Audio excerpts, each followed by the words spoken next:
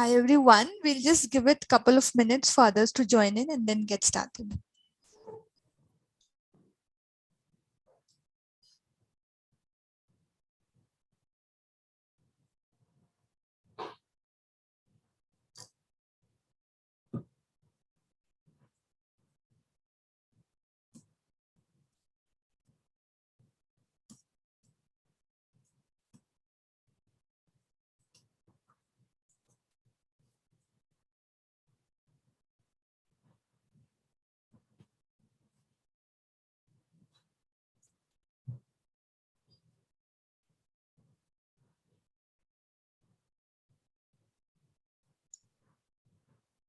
So while we're waiting for others to join in, how is everyone doing? If you can just type on the chat window, how is everyone doing? How's everyone feeling? If you can just put that on the chat window.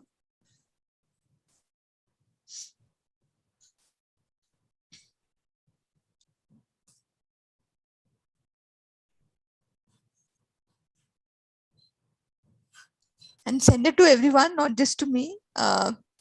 Responses, just send it to everyone on chat window.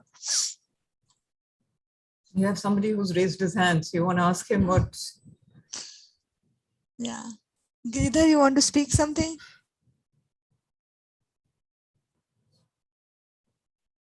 Okay. And we'll just give it another 30 seconds for some more people to join in. Okay. Yes, Everyone's absolutely, doing Arpit. good. Thank God it's Friday. Yes, thank God it's Friday. And we're all looking forward to the holiday week next week. Yeah, you can, it's Diwali is on Thursday. So that means that you can actually get a long weekend. Yeah. Yeah. And I love the Friday expression. That's amazing. Cool. So let's, while we're waiting for other people to join in, let me start. So hi, everyone. I'm Nikita Doshi. I'm a volunteer at NHRDN, part of the core team of MindMatters, and also work at Publicis Sapient in the learning team. And I welcome you all for this wonderful and interesting session of MindMatters 3.0. Before we get started, I want to talk to you a little about MindMatters. And for that, I'll just share my screen.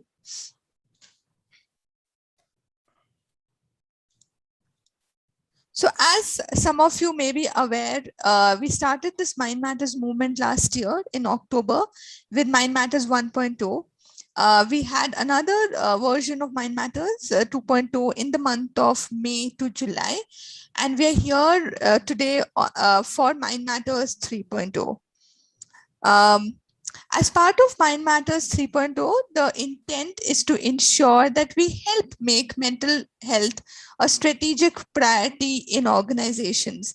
We also want to normalize conversations around mental well-being, and hence what we planned over this entire month of October was a series of conversations, sessions, interesting contests, quizzes, workshops to ensure that you get to know more about this topic and you can ask your questions live with experts.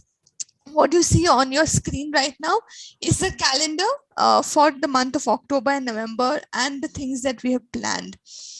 We had, 3 interesting sessions last 2 weeks.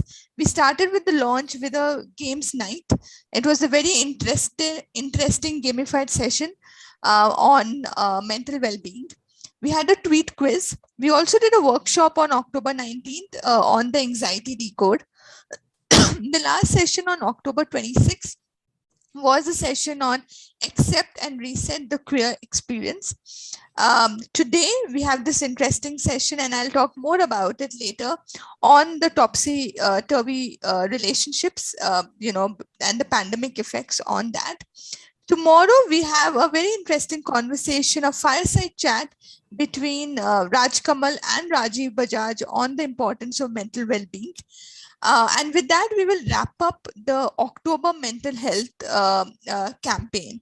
But the journey continues. There are a lot of other things that we've planned, and an immediate thing that we've planned is a mental health MindMatters ambassador workshop, which is planned for November 25th and 26th. Devika would have shared the links for the session if you want to be part of this workshop. This is only by CXO nomination, so you'll have to ask your CXO to fill that form up. It's completely free, and by virtue of being part of the ambassador workshop, you'll also have access to a very comprehensive toolkit which can be leveraged in the organization. So that's about mental, the Mind Matters, the sessions that we have planned.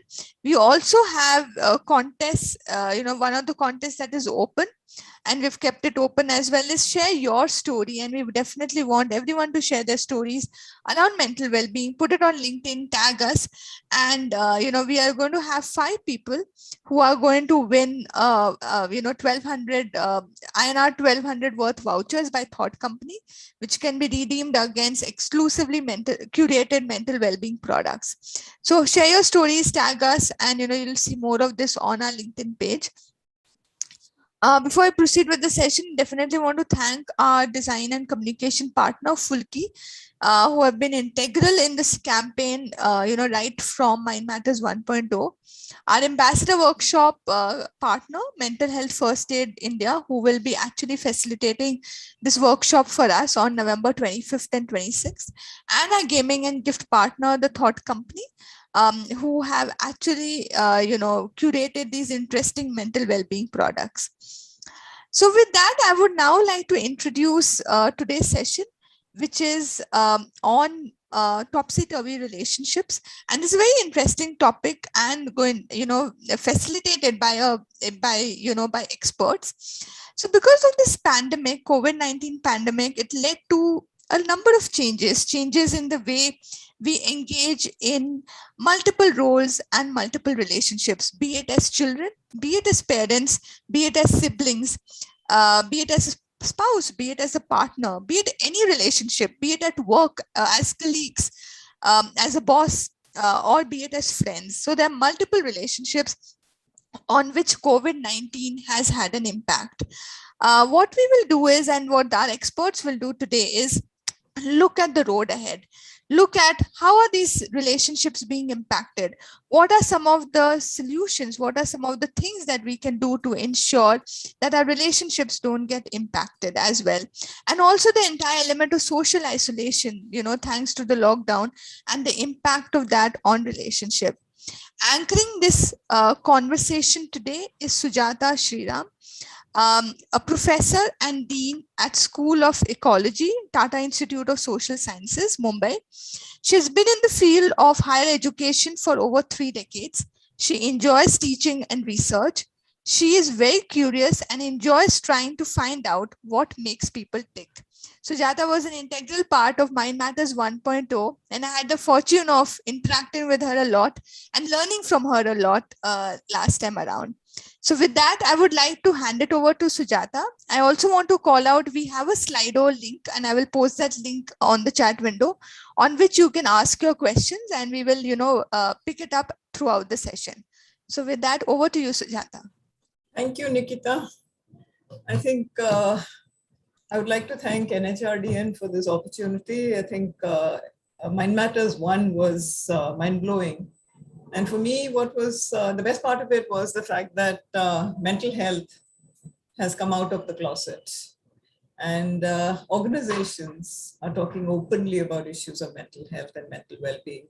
That's probably one of the best things that could have happened because of the pandemic. Okay, the pandemic was terrible for multiple other reasons, but I think one of the positive things that happened because of the pandemic was the fact that, look, we're talking more openly about mental health. I think it's forced us, organizations, people, families,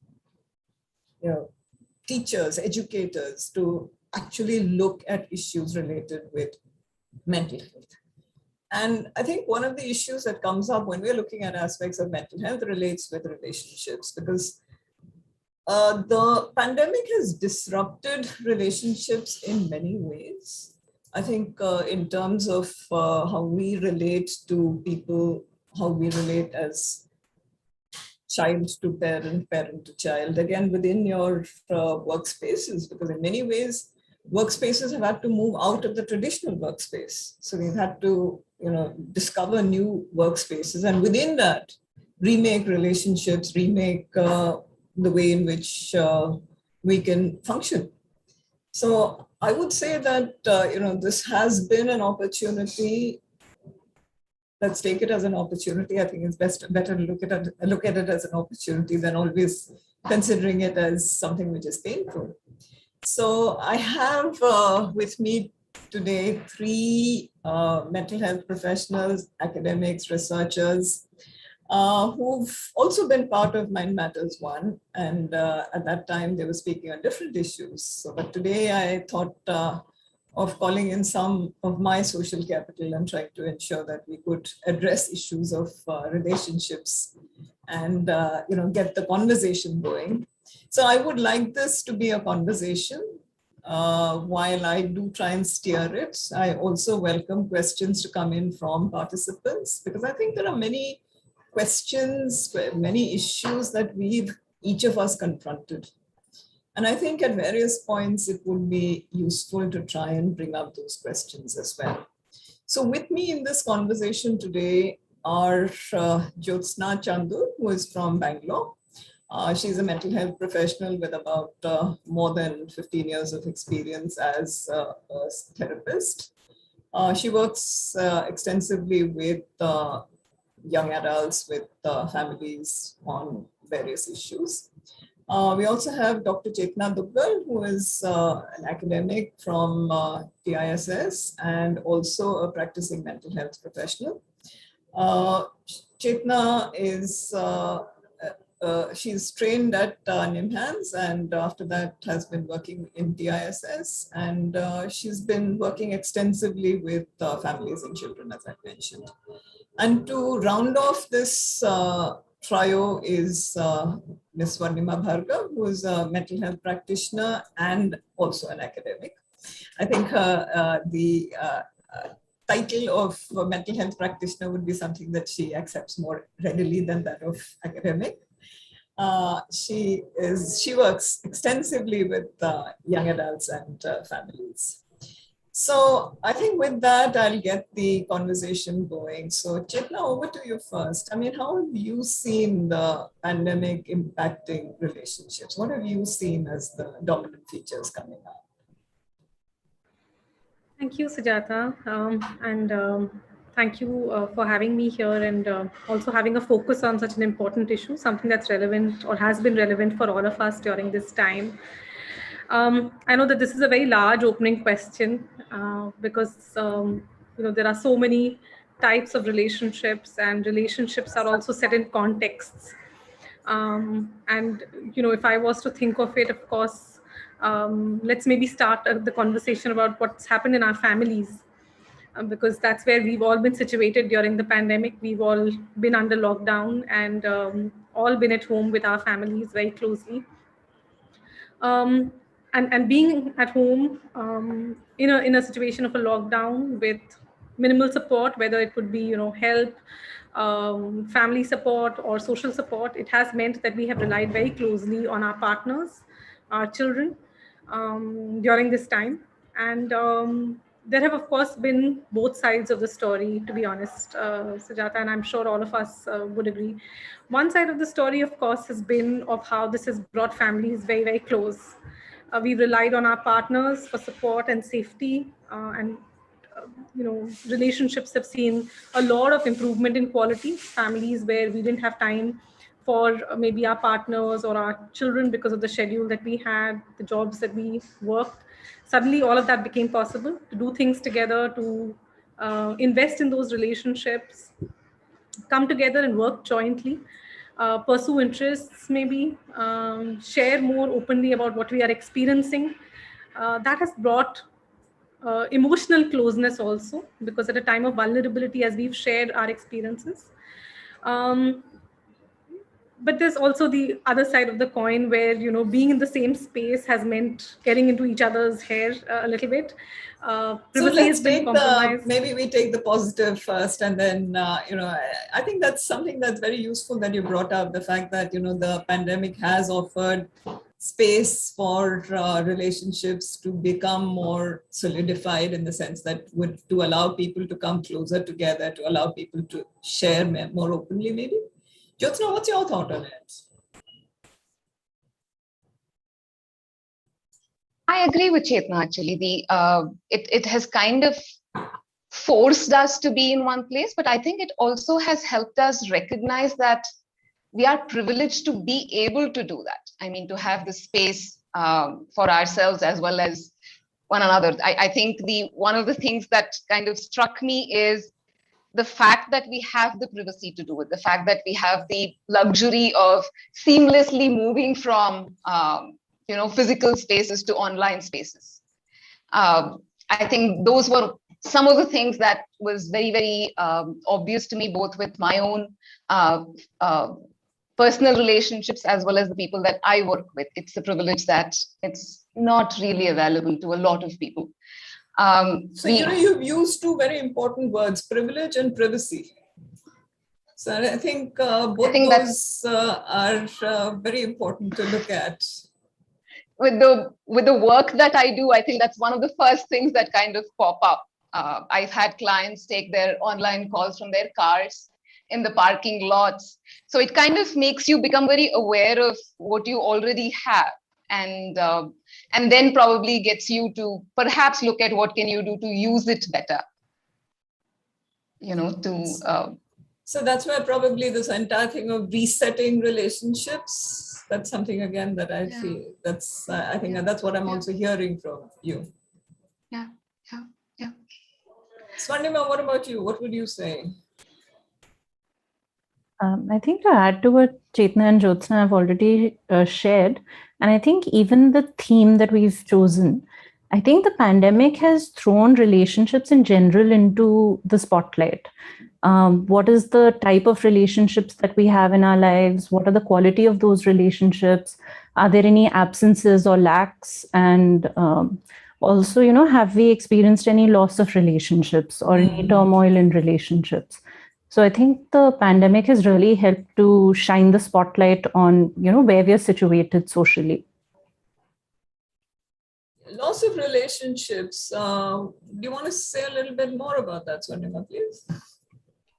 So I think the more obvious losses in the form of, maybe illness, death, and I think also some intangible losses, losses of friendships, social opportunities, romantic relationships, the loss of, having maybe regular sexual partners and, those relationships, loss for children to be able to go out and play. I think there have been so many intangible losses of, things that we take for granted in terms of our access to others and others' access to us.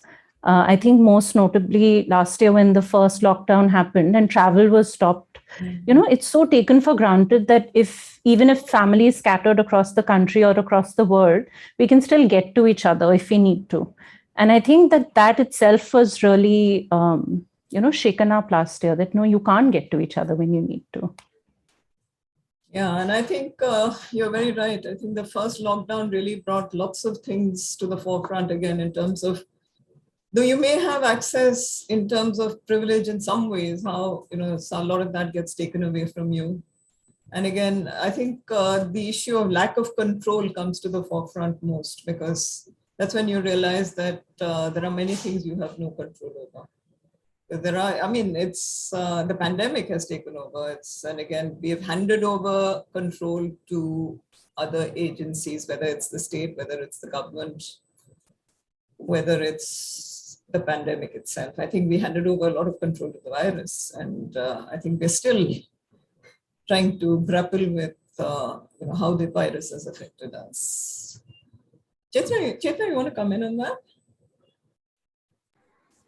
No, I agree, Sujata, and I'll pick up from what Swarnima was saying, that the helplessness that we have experienced when it comes to relationships, when we have not been in the same space, is definitely an important dimension. And I definitely want to highlight that there have been some relationships which are perhaps not accepted in the larger social fabric. It could be a relationship that I might have and my family is not aware of. It could be a same-sex partner where I haven't come out.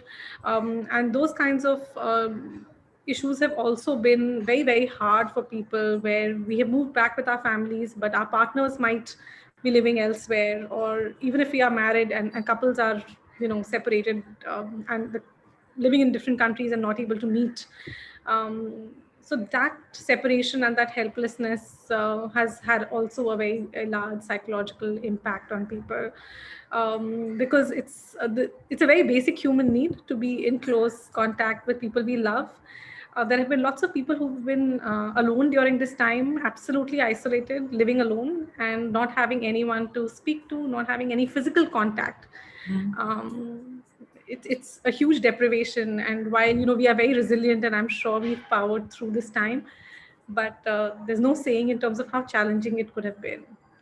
So you brought up this issue of emotional contact, also physical contact, because I think we mentioned social isolation and physical isolation. I think those have been things that have affected many of us psychologically in ways which I think we'll find the effects many years down the line. I think it's not something that's going to show up immediately. It's going to be something that we're going to find out about as we're going along.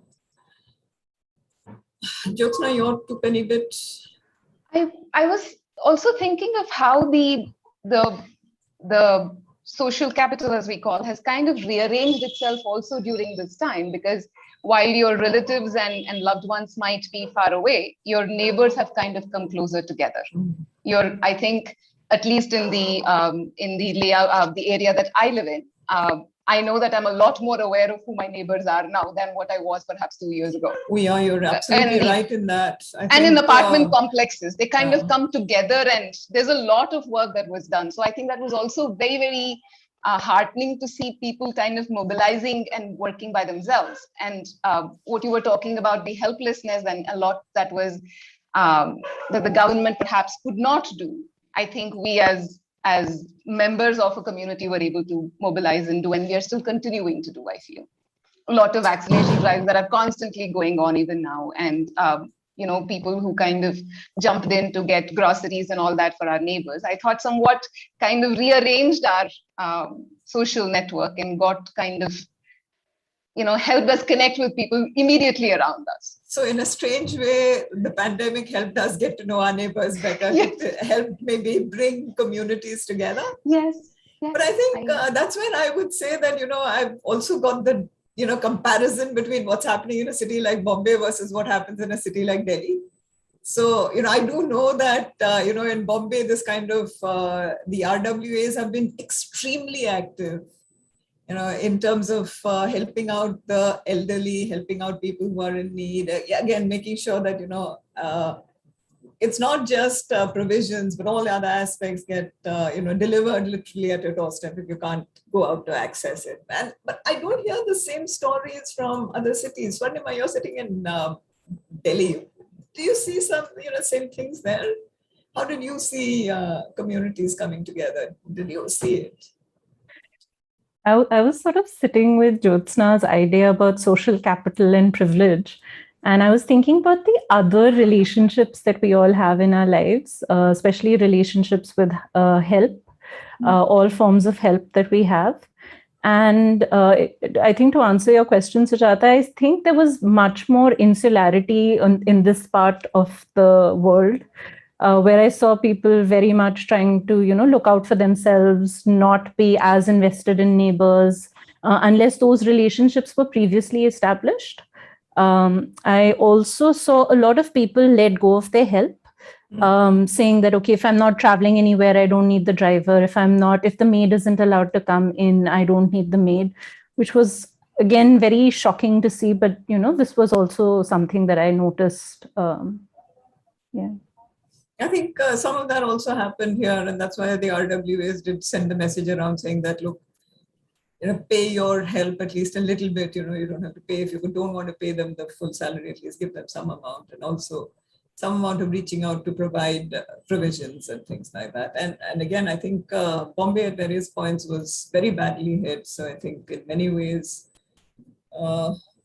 it's again a strange situation. That insularity that is there, which again. And also, unfortunately, the way the pandemic has panned out, to the fact that, we always felt that, where privilege comes in and where you feel that, look, it's the poor who are going to communicate it to the rich. And, though strangely enough, it's the rich who brought it into the country and probably spread it around. Okay, that's something that today, we are aware of it, but we don't admit it.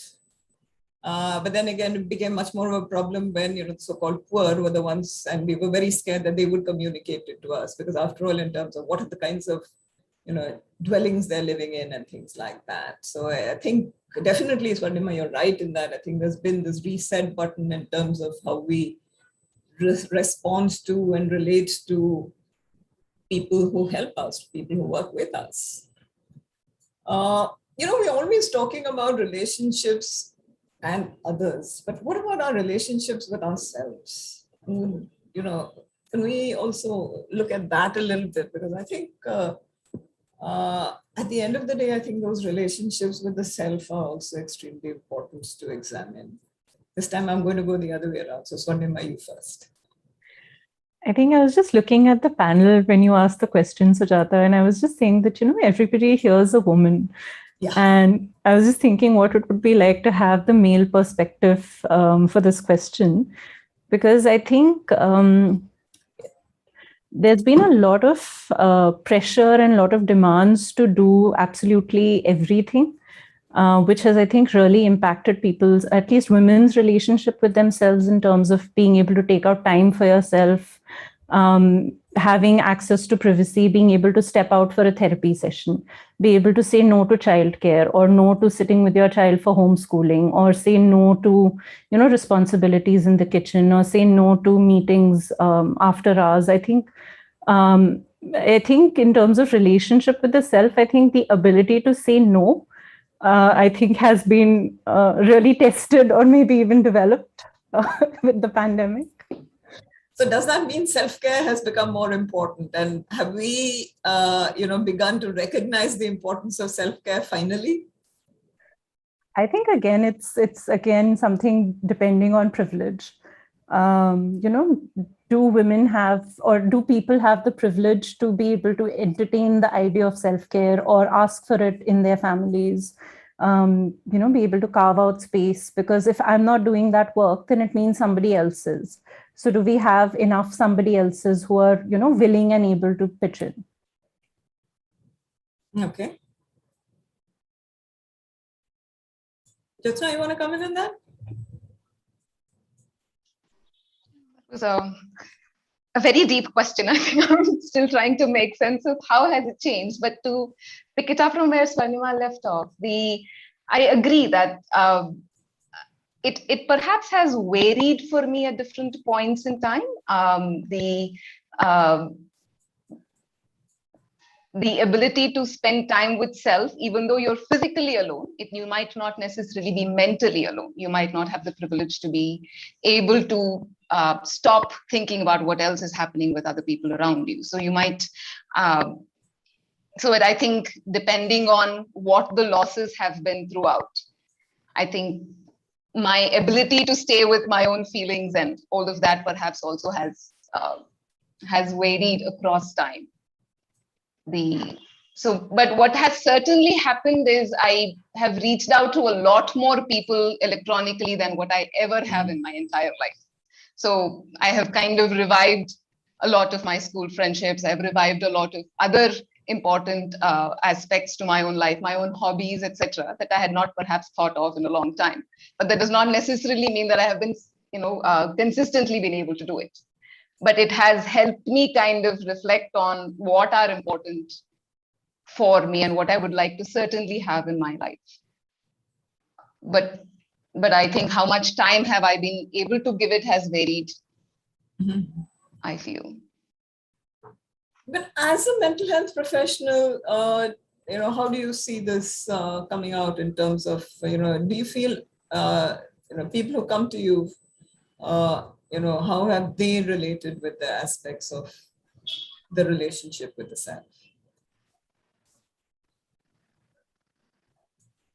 I think one of the things that become very acute, at least for the sect that I'm working with, are an awareness that I am alone and there are a lot of things I need to do for myself and by myself as well. A lot of things that were taken for granted can no longer be taken for granted. A lot of things that I thought could happen very easily are no longer possible. Something as simple as just coming into the office space and having this safe space for themselves is not possible anymore. So I think it has led them to reevaluate a lot of the priorities that they have had for themselves as well. But I think the acute sense of I need to rely on myself also has been at the forefront that we are working on. It kind of changes the way you look at relationships. It kind of changes the way you look at yourself, but I think it's still in transition. Okay. So it's in transition. So where is it moving? I think the awareness that we don't have an end to this yet. It seems to be kind of, we are constantly waiting for the third wave to come. For instance, we don't know when I'm going to be able to reopen my face-to-face sessions, and I don't know when I'm going to welcome my clients into my clinic yet. So the awareness that it is not over yet, but perhaps the worst is behind us. There is that hope, but there's also that uncertainty about the future and the anxiety related to that as well. So I think it has kind of kept us in limbo for a long time now. And that by itself has been extremely stressful. Chetna, would you want to come in on this in terms of, this relationship with the self? So Sujata, and I was really thinking of two dimensions, and picking up from what has been coming up in our conversation is that initially there were a lot of people who were sharing a lot of pressure, because it was almost like you were on sort of a limelight and you had to be showing about how well you're doing at work and how you're being this fantastic homemaker and how you're cooking these fantastic meals and putting it out on social media. Oh, yeah. And how you were, on top of your kids' education and having a wonderful time. There was just a lot of pressure, and I know that a lot of women were feeling very burdened, exhausted, but there was a lot of guilt in acknowledging that I don't want to be doing this, and I want to just give myself some time. So there was a lot of social pressure, and I sort of want to highlight that it hasn't been easy. I know it's sort of eased off over a period of time, but initially that was quite challenging. The other thing, that other narrative which I want to highlight, which came a lot from the men that I was interacting with, and this is a narrative that I heard across the board with men clients, as well as, there were some migrant workers we were speaking to who had actually gone back from Bombay to different parts of the country in the early part of the lockdown. And these were men across very different contexts who had lost jobs. So, when we talk about privilege access, these were either people in the corporate or, migrant workers. But the narrative, there was a similarity, which was a lot of shame. That, how do I tell my family that I've lost a job? How do I tell my family that, this is our situation? With what face do I go back and tell my family that, now? So that the way we were seeing ourselves, this narrative of either guilt or shame, there were challenges. I think our relationship with ourselves was impacted. And so a lot of people had sense of self that. In terms of, especially, why only for men? I think for women as well, in terms of especially, that entire precarity of existence of, whether you're going to be keeping your job. And I think a lot of this desperation is also related with, how do you ensure that you don't lose your job? And I think those are things which, at the end of the day, do impact us in a huge way.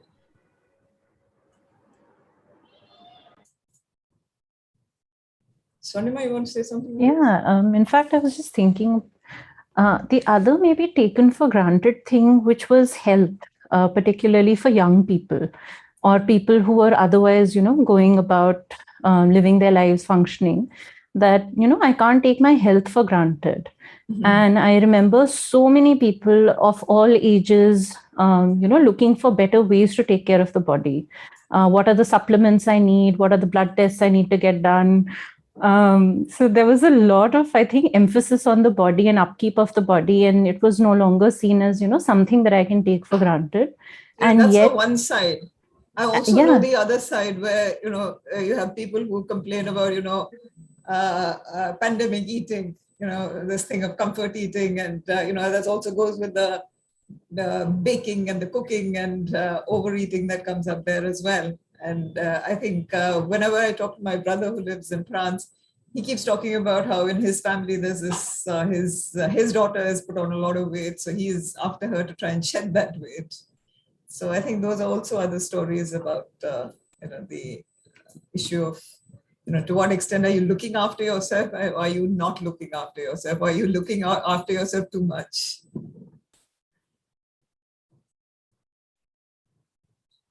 But perhaps when this started, we were like, I was thinking of what Chetna was talking about, of the pressure to appear as if we have this under control and we are able to do this. It perhaps also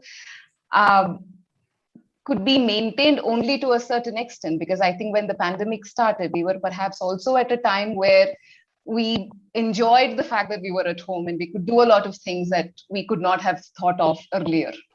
But as time goes on, we began to perhaps recognize the stress of sustaining that, and that kind of began to so when it stopped being a paid holiday and it started being more burdensome. And that's where, again, I'd say, the issues of privilege come in, because if you have the privilege to be able to look at it as a paid holiday, rather than, being worried about whether you're going to be able to maintain your job and whether you're going to be out on the street. Yeah.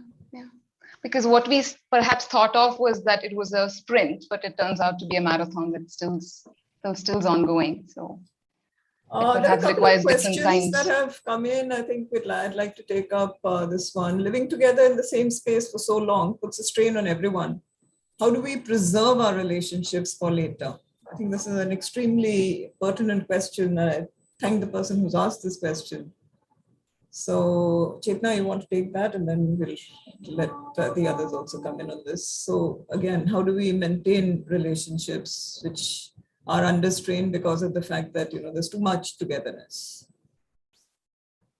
There is something like too much togetherness. Yeah.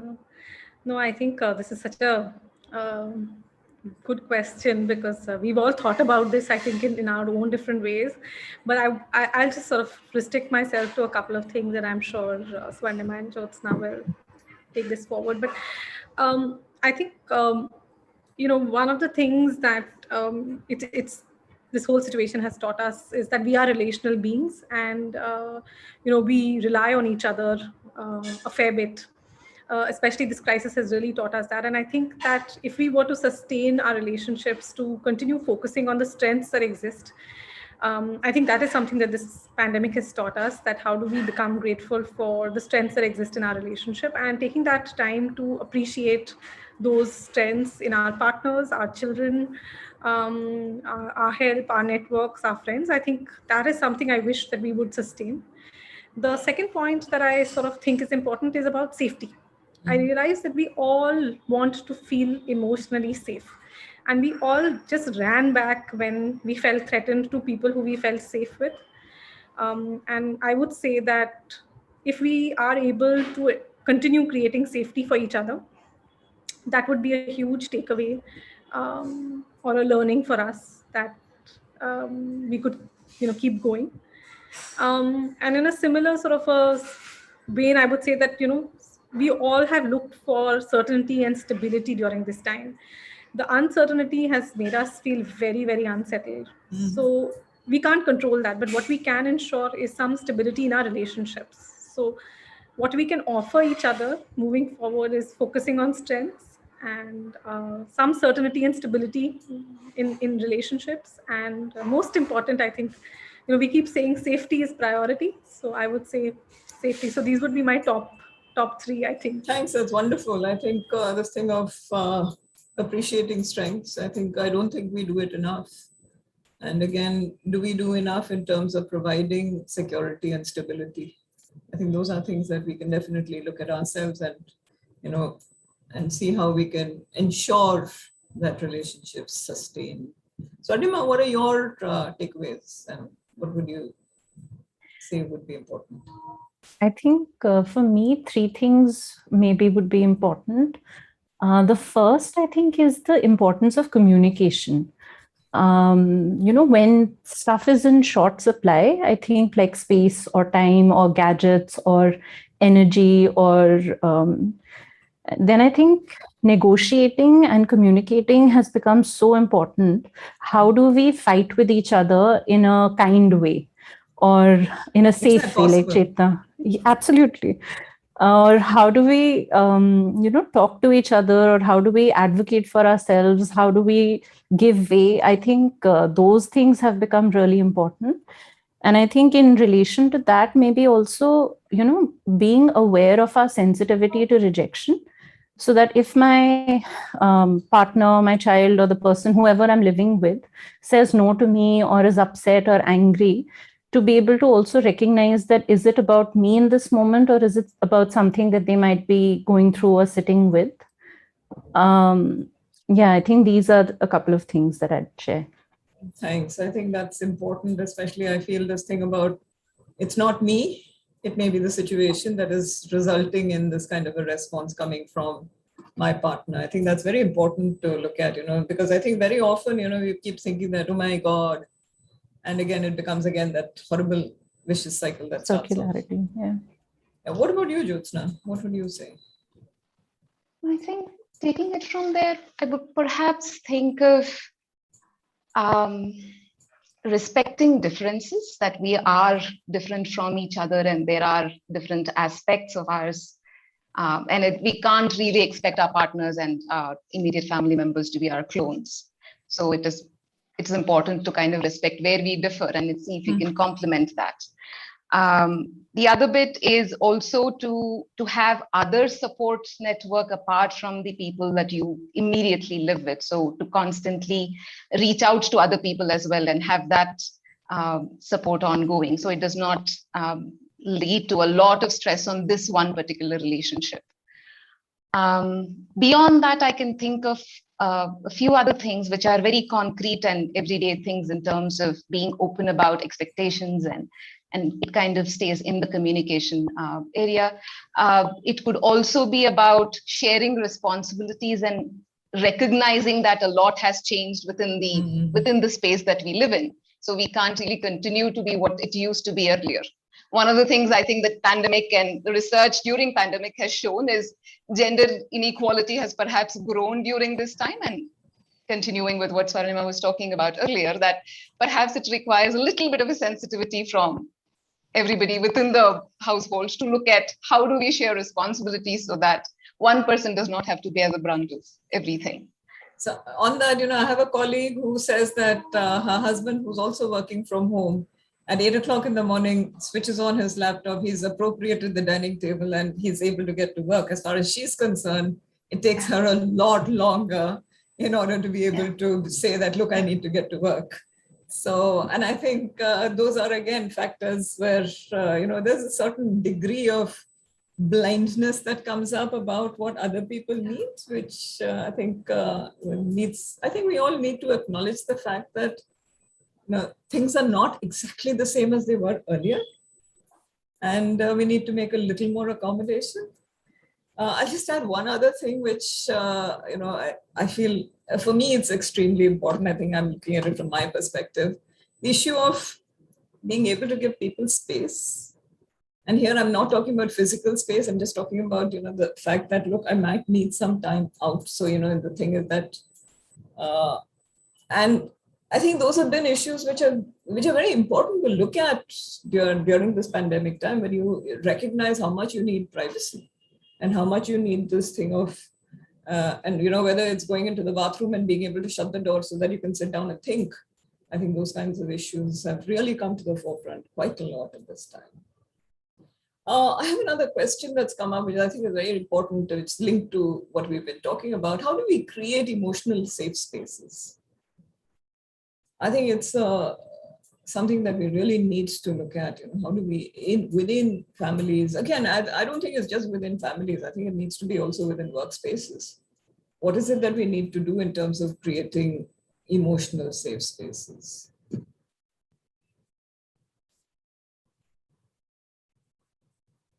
I'm happy to jump in if that's all right. Yeah. No, I think that this is such an important area for us to be focusing on. I am really glad this question was asked as well. And I think that this is something that has been coming up a lot in conversations that we've been having with different people during the pandemic, that when we are in distress or when we are going through a crisis, we ourselves are emotionally charged. And the focus is a lot on ourselves. At that point in time, it becomes very difficult for us to sort of calm ourselves down and think a little bit about what is the other person's reality. I think this bit about what I think even Swarnima was bringing up, that the other person has a perspective, the other person is going through their own feelings. That empathy or the ability to mentalize that, okay, what is the other person thinking? What is the other person feeling? Is the first step to creating an emotionally safe space for someone. So if I was to put it in steps, I would be step one is recognizing that where are we emotionally? If I'm calm and if I'm able to take care of myself a little bit, it'll allow me to look at the other person and see where they are. So that would be step two, some empathy to understand, okay, what is it that their experience is? And then step three for me to then open up a space where they can share what they are sharing without it feeling personal. Like we were just saying, that it's about their experience and not all of it is about me. And it's really about understanding what each person's experience is. I think the biggest thing that tends to happen in relationships is that we take things very personally. And when someone says they're going through distress, I might, as a parent, say, oh, I'm not doing a good job as a mother, so that's why my child is going through stress. Or if my partner complains that, things are very difficult to find in the laundry because, laundry is getting done once in 2 days, I take it on myself to say, oh, I'm not doing a good job of managing the house.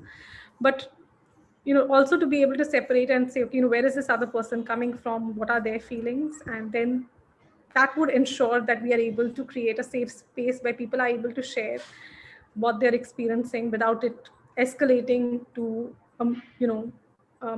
it's me versus them kind of a situation. So that's what I think we'll start with, and I'm sure there'll be more ideas that will come out. Swarnima? I think I was also thinking about, language and vocabulary and privilege again, like maybe the privilege that all of us have with each other and in the larger group, that we all maybe instantly get what emotional safety means. And I was just thinking that maybe, if I was to have this conversation with my grandmother and tell her that, I'm not feeling emotionally safe right now, I don't think she would get what I meant or would know how to respond to me to take care of me in the moment. I think she'd just get irritated that, what are you saying to me? And don't talk to me with these fancy words that you have learned. So I think, again, I would go back to maybe a shared language within each family or ecosystem about how we understand emotional safety and what that term or word means for us.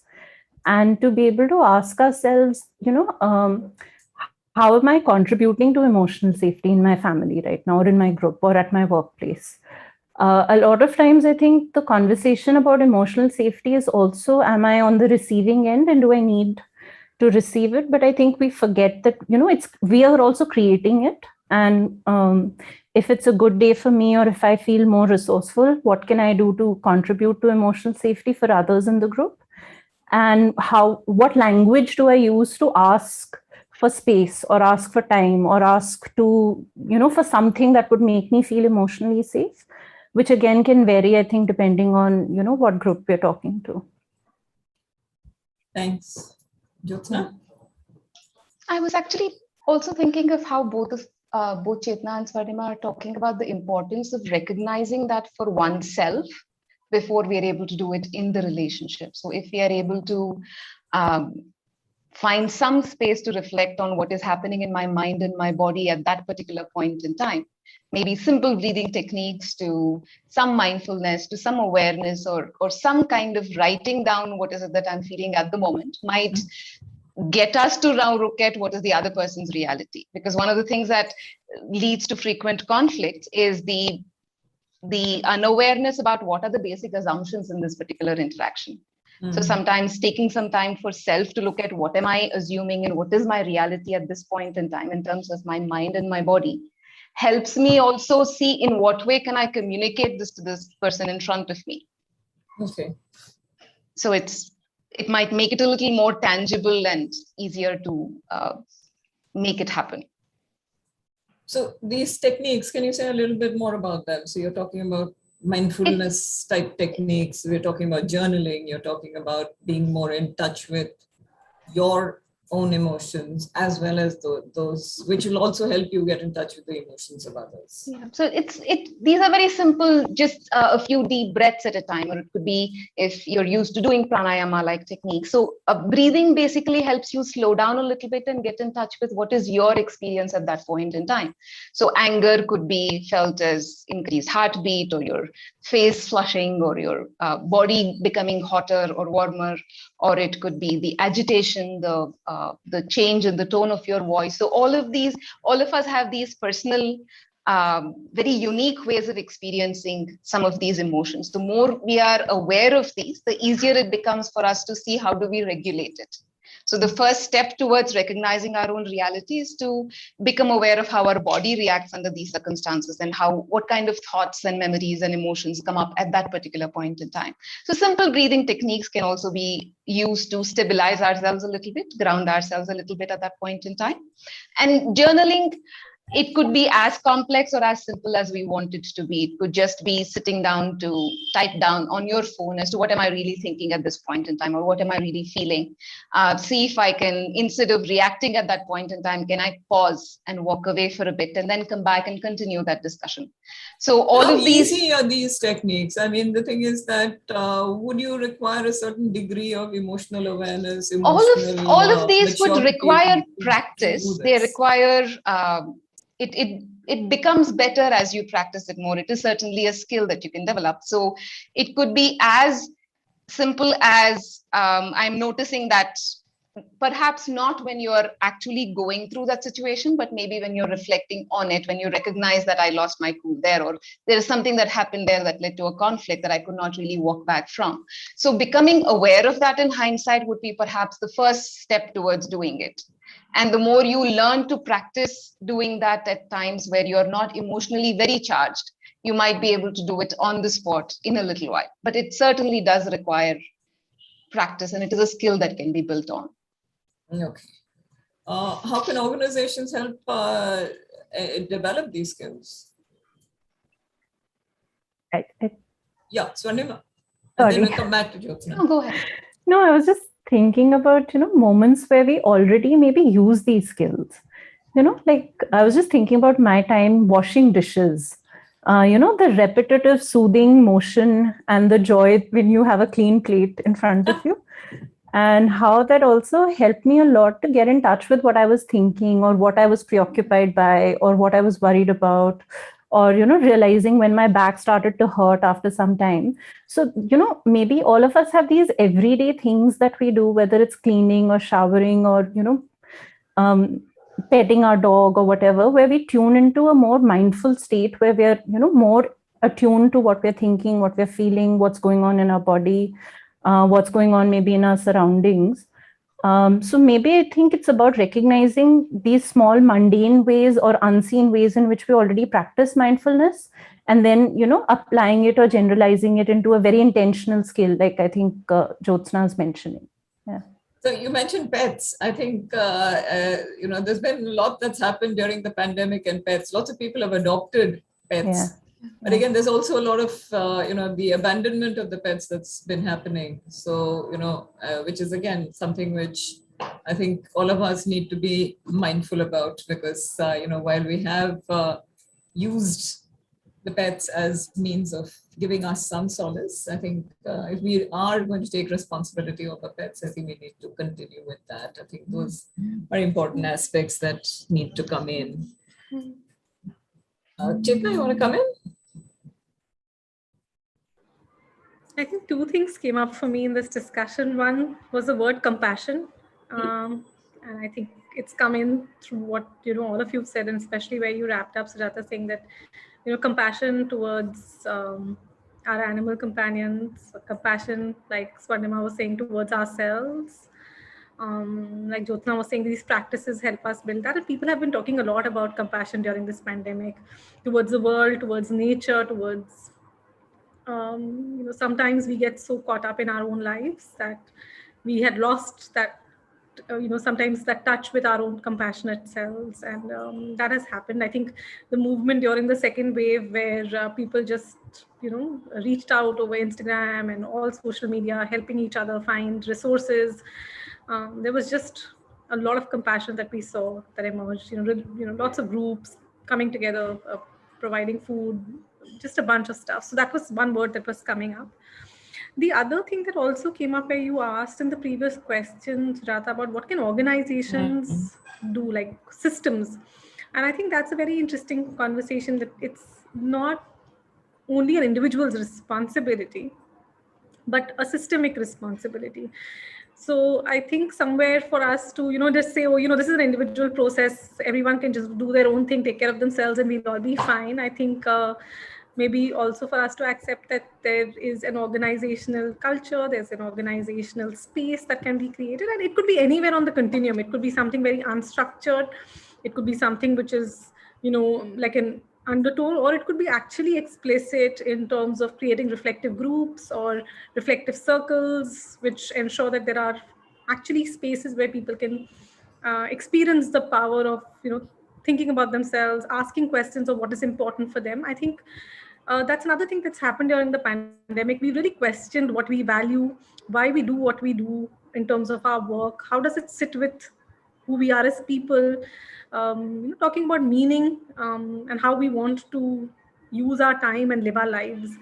And what better place than an organization to, you facilitate and bring together personal and professional motivations and value alignments. So these were things that were coming up for me. But do organizations allow that mind space to have this kind of discussion? I mean, I think that's also, I'm not very optimistic with the way in which Indian organizations work, unfortunately. I feel that at the end of the day, the individual is rarely given enough attention, especially mental health of individuals is rarely given as much attention as they should be given.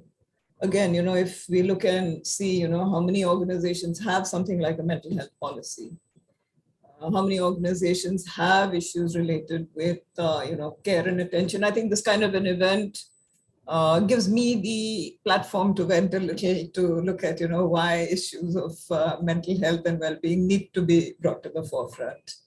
Because, I'd still question this aspect of, to what extent, do organizations really support people in need?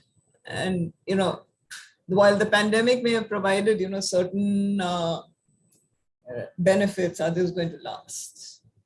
Maybe I'm being cynical, but I'd like to ask three of you in terms of what you think about it, and then we can take it forward from there. Chetna, you work with corporate clients, as also do you, Jyothsna, and you, Swarnima. So what are your thoughts on it? I just add a small point and hand over to Jyothsna and Swarnima on this. And I think this has come up a lot, where people have felt that the focus is on the role.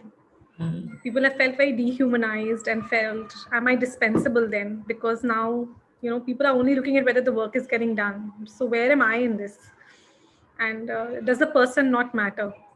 I think these questions have been asked during the time that, can you separate the personal and the professional? And, I think we can't actually. And the fact that, people feel dehumanized when the focus is only on the role needs to be acknowledged, because each person has their unique strengths and resources that they are bringing in and their own style of working. So I just wanted to add that point, that maybe this needs to enter our conversation as well. Thanks, Chetna. Swarnima? I was just thinking that, during the lockdown, I think I've also seen people's relationships with work or with their organization also fray.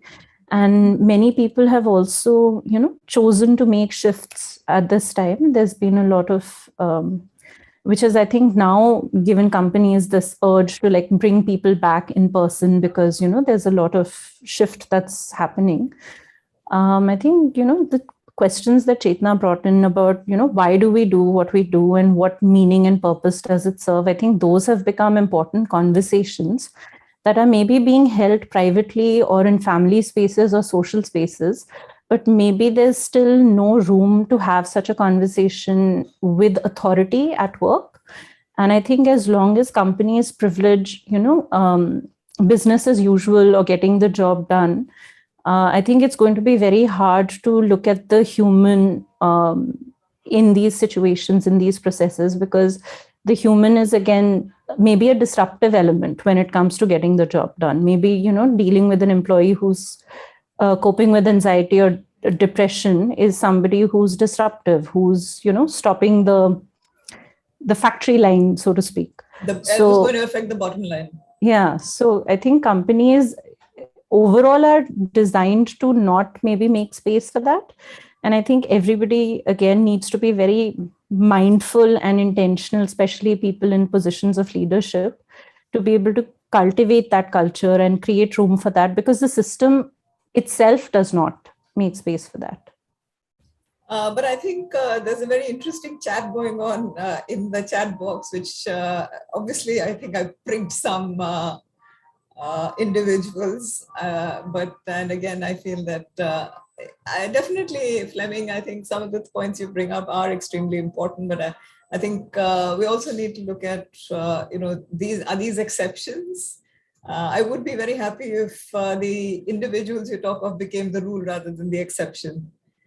Jyothsna, what are your thoughts about, this, the relationship between organizations and individuals and how it affects, issues of mental health? Desperately trying to be very hopeful here. I'm thinking of all the small organizations that I'm familiar with, who are really making an effort right from the top to make a difference and recognize individuals. And I'm thinking of all the team leads that I know in these bigger organizations who are desperately trying to make it available for their own team. So it could be an intentional daily routine to check in with their team members to see how they're doing and what is really happening with them. Making sure that these are part of their regular everyday check-ins. So a lot of these are perhaps I see at smaller groups, maybe not at the big leadership levels. At least I'm not aware of it, but I think there is some momentum that is being that is picked up at this point in time. So I think I'm desperately holding on to that hope that it will create a slightly bigger change. And the very fact that four of us are sitting here in this forum, which is supported by NHRDN, is itself, I think, a major boost and something which we need to make sure that such conversations again happen more often maybe, and again we get the momentum going.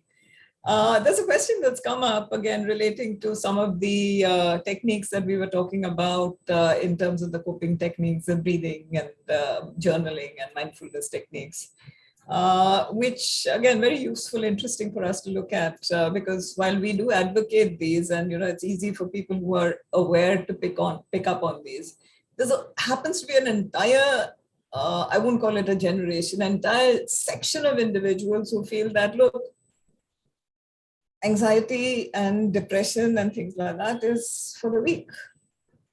And, why do we really need to spend so much time talking about these? So how do we deal with that issue? So again, what happens there?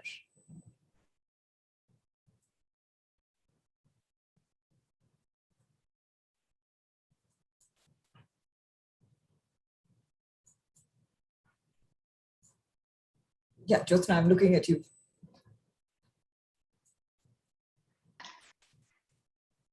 Well, I'm hoping that we've moved past that stage to really look at how all of these emotions are a part of what all of us go through. And I'm hoping that these conversations have helped people normalize some of these things, because we no longer look at anxiety as a mental illness per se. This is just, we look at it on a continuum now.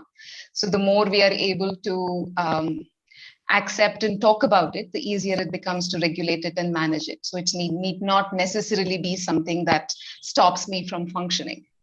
So I'm hoping that more conversations like this can build awareness about what anxiety really is and how it can impact different people and what are the different ways in which it manifests with people. So it's also the language that we use when we talk about anxiety, depression, is it that we're not using the right kind of words? I'm coming back to the issue that Swarnima raised earlier about language. So again, is it something that's to do with the language that we use? If I can come in, I think, the statement, I think, has been raised in multiple forums over time. But today I was really drawn to the second half of the statement and the use of the word weak. And I was just thinking about, weakness and difference in general, whether it's mental illness or physical illness or any other, thing that makes us feel weak or feel less than in the moment. And maybe it's again about asking ourselves, why are we so scared of weakness? Why are we so disgusted by weakness? Why are we so frightened of weakness in ourselves or in others? And, so that we seek to deny it, or we seek to push it away, or we seek to, make it invisible, or, silence it. I think that's what I was really drawn to today. Why is weak, even if it's weakness, what's wrong with being weak? Or what does seeing somebody who's weak or struggling bring out in me?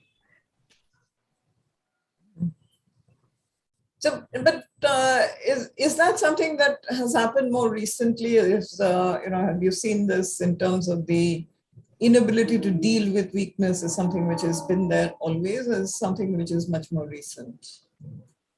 So I think, again, as long as we emphasize functionality and getting the job done, any form of physical illness. I think I know so many people who've worked through with high fever or illness or having a family member in the hospital because of job insecurity.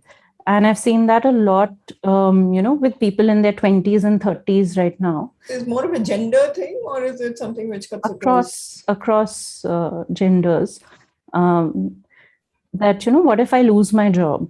And I also work with a lot of young people in their 20s who are supporting parents, who are supporting their families.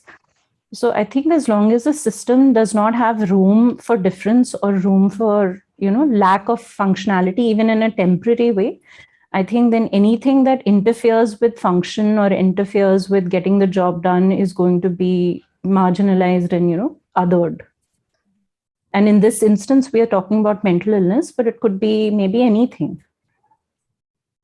But physical illness is generally, dealt with more sympathetically than mental illness, isn't it? I also work with a lot of lawyers, and I think, again, maybe that's where that bias comes from. That I know of people who've worked when their grandfather's been critically ill in the ICU, and work hasn't let up. So people are sitting in the waiting room with a laptop, finishing and checking a draft before it goes out. So I think maybe coming back to Chetna's point about, dehumanizing the person and emphasizing the role. And I think when organizations or families keep doing that, I think that's when, the person becomes less important, or anything that prevents the person from functioning becomes devalued. Chetna, what do you have to say?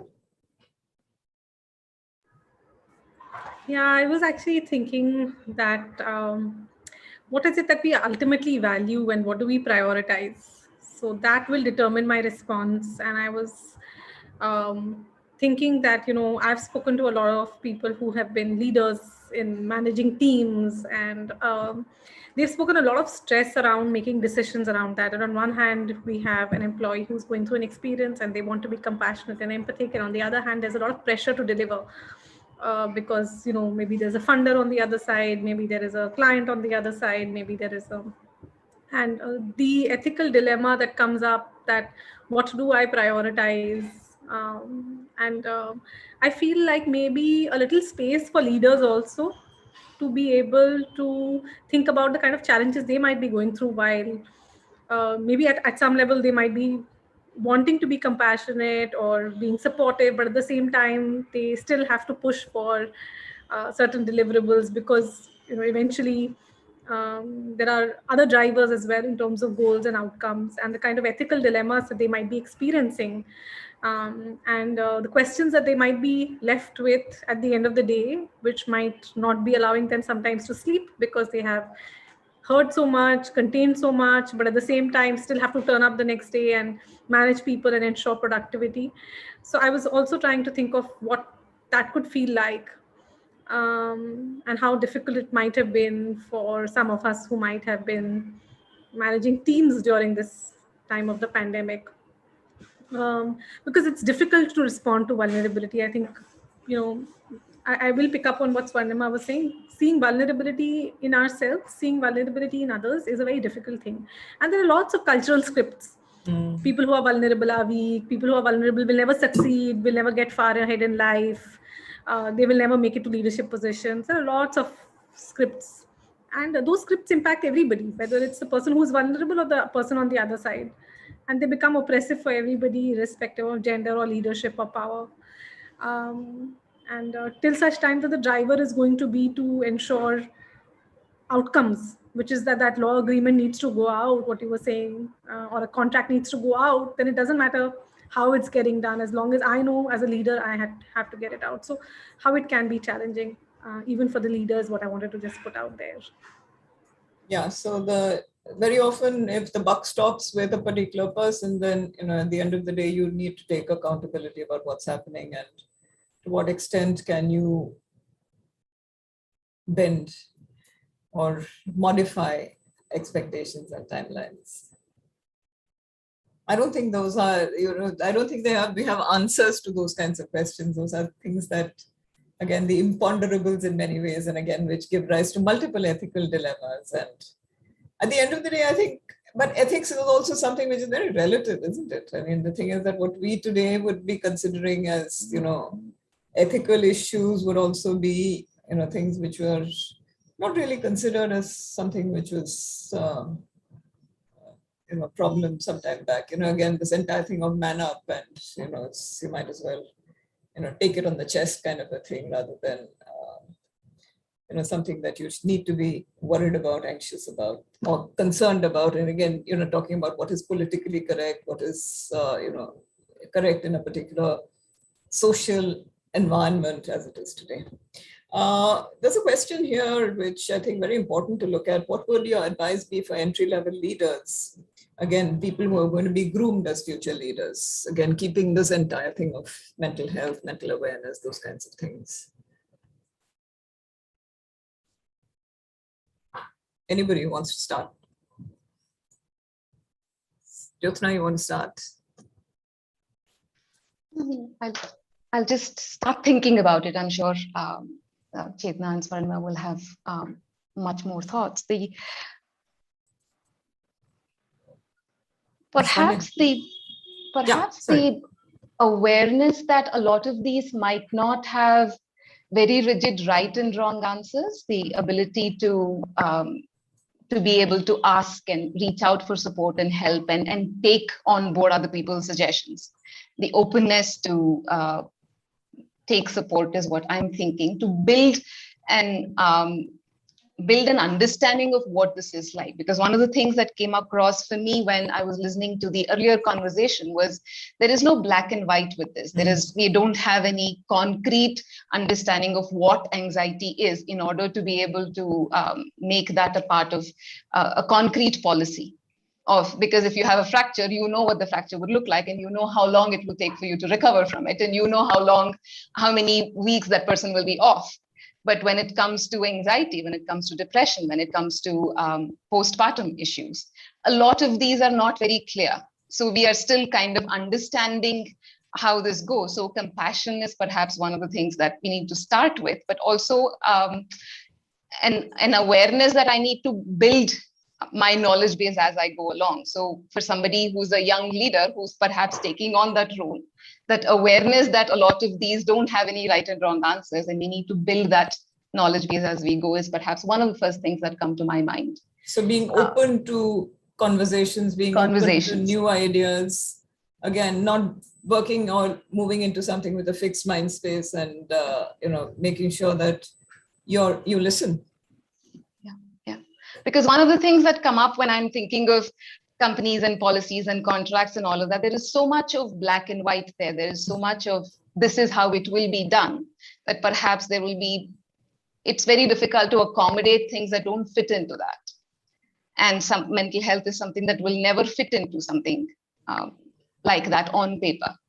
So perhaps that needs to still be developed and understood and the nuances need to be respected as well. So that's one of the first fact thoughts. That there's a gray space rather than a clearly delineated black or white space. Yeah, thanks. Swarnima, with you. I think my point would probably be a little contradictory to Jyothsna's, because I was thinking about a policy, actually, that as a young leader, you have maybe enough, social capital to be able to create change, and also maybe, openness, or, like that ear to the ground where you know what people are thinking or talking about. And maybe for each leader or person who finds themselves in this position, to speak to, people in the organization and create a draft of some policy, so that it's something that is formalized within the company culture. And that document or that policy can sort of stay even if you step away from that organization or your role as a leader. Also, I think in terms of protocol, that all of us may have variable EQ, or all of us may make exceptions, based out of different positions that we find ourselves in. But having a policy or having some guidelines can take away the challenge of making that decision all the time on the spot for each new case. So each new case then becomes a novel case that I need to deal with when I don't have any sort of policy document that I can refer to, or some guidelines. That if an employee brings up postpartum depression, what do I do? If somebody brings up anxiety or self-harm or suicidality, what's the protocol that I need to put into place? And I think having a document like that can also add a lot of safety and help, and be a resource for the leader as well as for the larger organization. So how do these policies get made? And again, we have somebody here who says policies won't work, and very emphatically.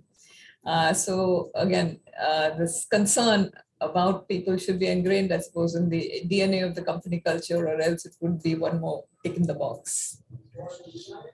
So I think the Mental Health Act, as well as the Persons with Disabilities Act, offers a lot of ideas that the government has already put into place about, discrimination and mental health or disability in the workplace. And maybe that can be a template to start off some policies.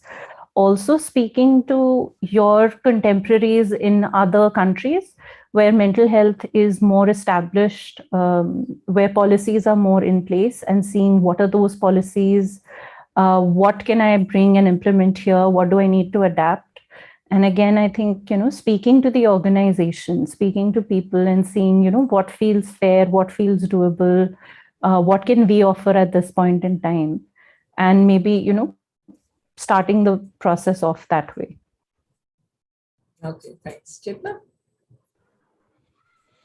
Yeah, this is a very interesting question. And I mean, it has so many dimensions, but I would start with saying that awareness and building skills is non-negotiable. Very often we might have an understanding of the concerns that people have who are closer to us because we identify with them. But the moment there is a bit of a difference, either in terms of gender or sexual orientation or any diversity in terms of another geographical location, there is a lot of othering still, which shuts down our empathy. So I would say that is definitely a start point, is that am I sort of making that effort to be aware of other people's realities. And definitely skill building also. I feel it's a skill. I mean, as a therapist, if I have the vocabulary to respond to people's vulnerability, I didn't grow up with it, or it wasn't like in my DNA. I practiced. And now if someone discloses that something has happened, I know what to say. I have the words to say it in different languages, in the right way, in the right tone. So I feel like just the awareness and the skill is a non-negotiable. So when we say leadership, and nurturing leadership, then we also nurture leadership in this area. I also feel that leaders, like the Spider-Man quote always comes to my mind: with great power comes great responsibility. And I feel like there's no running away from that. As a leader, we are a leader, and there's no running away from the fact that we have the power to influence and using it influentially. And we are the people who give permission. If I am the one who is not going to give permission to people to talk, then nobody in my team will have that permission. So I feel like that's a very powerful position.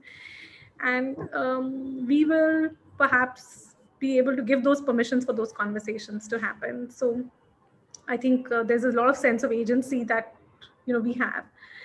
But I do think that one is that it's not so easy, even after having all the awareness and the skills and being ready and wanting to be most sensitive. There will always be conflicting situations where we will be stuck between the devil and the deep blue sea. And I feel like that's where our peers come into play. So those reflective circles that I was talking about, like peer support, like Swarnima was talking about, people who I can go and talk to about what I'm experiencing, can be a huge helpful factor where we can acknowledge and talk about, like I'm stuck here. I don't know how do I respond to this situation. I want to do this, but there is also this. I think that sometimes we isolate ourselves because we think we have to solve everything, and that, being the leader, we'll have all the answers. So also maybe for us to take that time out for ourselves to see and where we might recognize that we are not omnipotent, and reach out to each other as well. And probably answers can come from others in the team as well, from maybe from the sources that you least expect the answers to come from. If I can just add on to that, a lot of times when we talk about mental health in organizations, etc., it does not have to be a very major change every single step. It has to be small bits that can be done, that can promote mental health. It does not necessarily have to reach the level of an anxiety attack or a depressive episode for us to be able to help. So I think everyday routines, if that can have some spaces to reflect and prioritize mental health, that should be enough to take care of the organization largely as well. So I think that awareness that a small thing also goes a long way, perhaps, is an extremely important aspect. Encouraging the openness and encouraging the communication. We come back to issues that we started off with, actually, in terms of open communication, allowing for people to space to talk, and also not saying that, look, certain things are taboo, and things that we can't talk about some things. Those are all factors, I think, that would help in terms of breaking the silence in that sense, and also helping us allow mental health to come out of the closet into which it's been confined for quite a long time. We have another 8 minutes, and are there any questions? If anybody has questions, please do raise your hands. Nikita. Yeah, we don't have any more questions on Slido, but if anyone wants to ask it live, you can raise your hand and we'll unmute your line.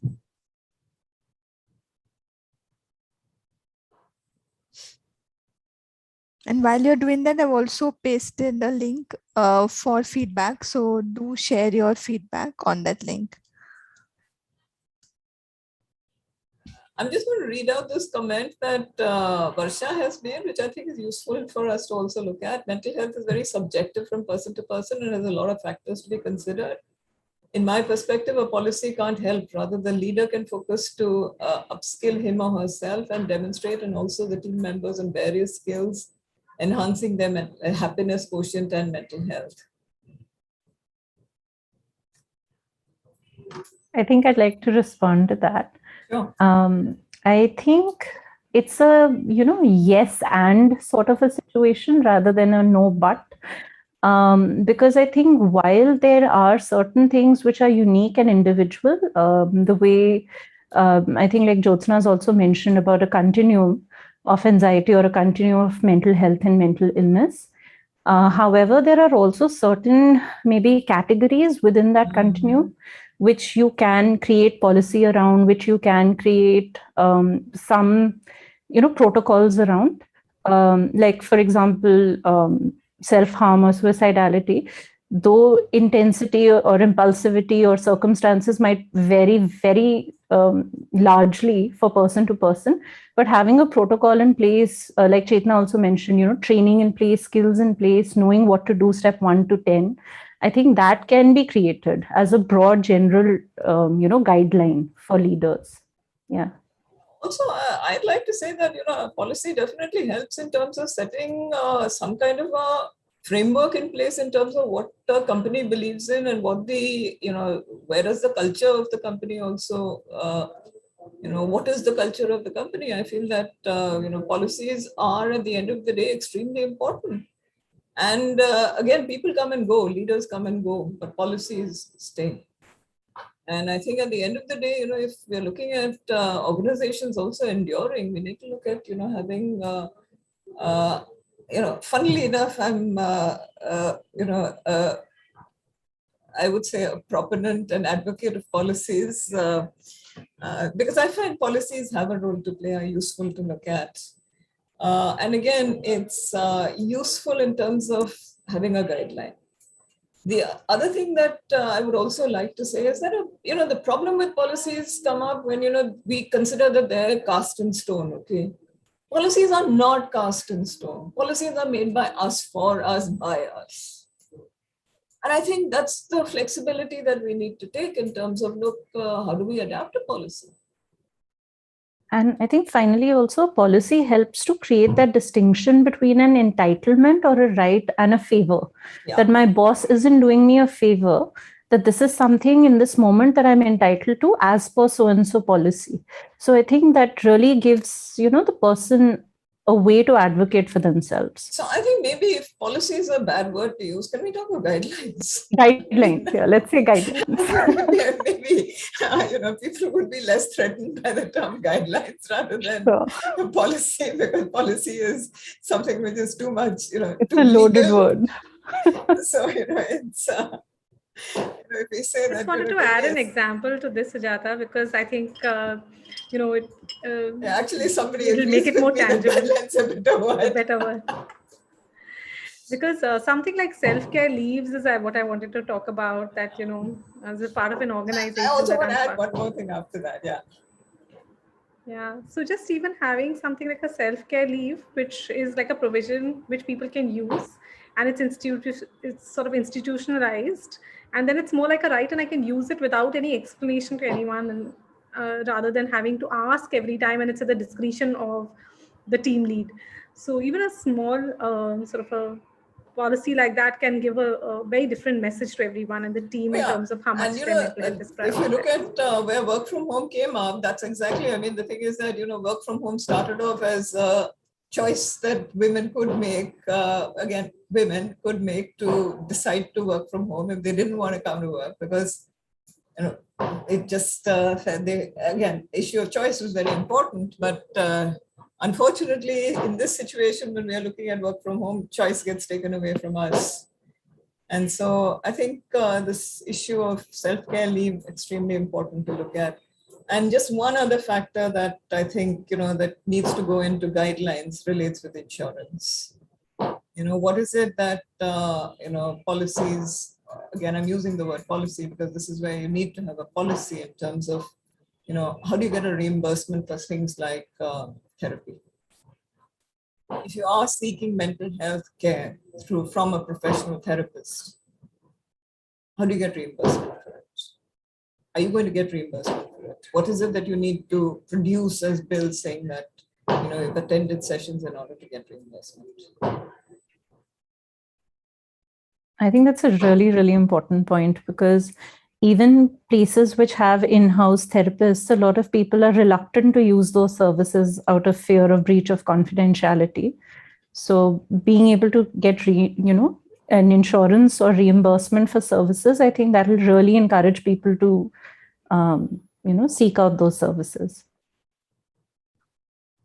So I think we've come to the end of an hour and a half of very intense conversations. I like to comment about this webinar. There is a free flow of all of you are well synchronized, all of you. And what I appreciate is actually, sorry, we've lost you.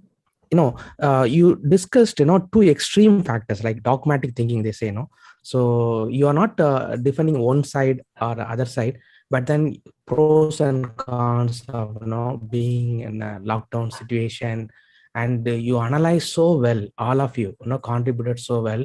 My question is actually, every living species, organism need encouragement, So you talked about pets and animals abandoned. I'm in the Middle East. I'm in Kuwait for the past 20 years. I'm a life member of NHRD. So I happen to attend all the series of mental health programs. So encouraging. So what is your thought on this? Every living species need encouragement. So 100%. I leave it to you. Yeah. So I think without encouragement, and I will add one more word to it, motivation. Because I think motivation is also equally important. So somewhere we need to ensure that both the motivation is there as well as the encouragement. Because those are the things that will allow the organism to grow. I mean, you can look at that as fertilizer if you like we, provide fertilizer to plants and food to our pets. For individuals, very often, I think that even that, if somebody tells you that you've done a good job and, it's that they recognize the work that you put in, I think that's really good encouragement. And that's what, again, makes us, again, come back here to talk to you people again. I think your kind words, I think, would be the motivation that we need to come back here to speak again to you, if you call us again. Thank you. So I think with that, I'd like to thank Jyothsna, Swarnima, and Chetna for, helping bring this very stimulating conversation together. I've enjoyed speaking with all of you, and I'd like to thank the audience for being as receptive, communicative, argumentative, all of some more adjectives I could add. I would actually like to thank NHRDN very profoundly for this, helping us put together this conversation. I think the very fact that we've done 3 of these kinds of sessions is really something which is probably the best indication that change is on its way. So, and I think the optimism that Jyothsna was talking about, I think this is probably the indication that something like, that we are able to drag full mental health out of the closet into which it's been pushed, and maybe more openly speak about it. If we can help develop guidelines, have a framework, so that all of us are happier at our workspaces, also with our families, with ourselves, and in all the myriad roles and responsibilities that we are enveloped in, I think we can only move towards a better place. Thank you all. Thank you so much, Sujata, for this wonderful conversation. You can see the messages on the chat. I think, as always, it's wonderful to listen to you and others. So thank you so much, Sujata, Jyothsna, Chetna, and Swarnima. Would love to host you back for probably Mind Matters 4.0 sometime in the future and have another such enriching conversation. For the audience, just a couple of things. We have the closure of Mind Matters 3.0 tomorrow with a conversation, with a fireside chat with Rajiv Bajaj and Raj Kamal. So that's happening tomorrow at 6 p.m. You can find the registration links on our social media pages, as well as I just pinged it on the chat window as well. So do register for that. We also have an ambassador workshop planned on the November 25th and November 26th. So if you're interested in that, do sign up for that. Ask your CXO to nominate for that for you for that session. So with that, I would like to wrap up this session, and thank you so much once again to all our wonderful panelists. Thanks everyone. Thank you, Nikita, and best of luck with the rest of Mind Matters, and always looking forward to Mind Matters 4. I think NHRDN is going great guns, and I think the very fact that we are talking mental health is great. Thank you again. Thank you. Thanks, everyone.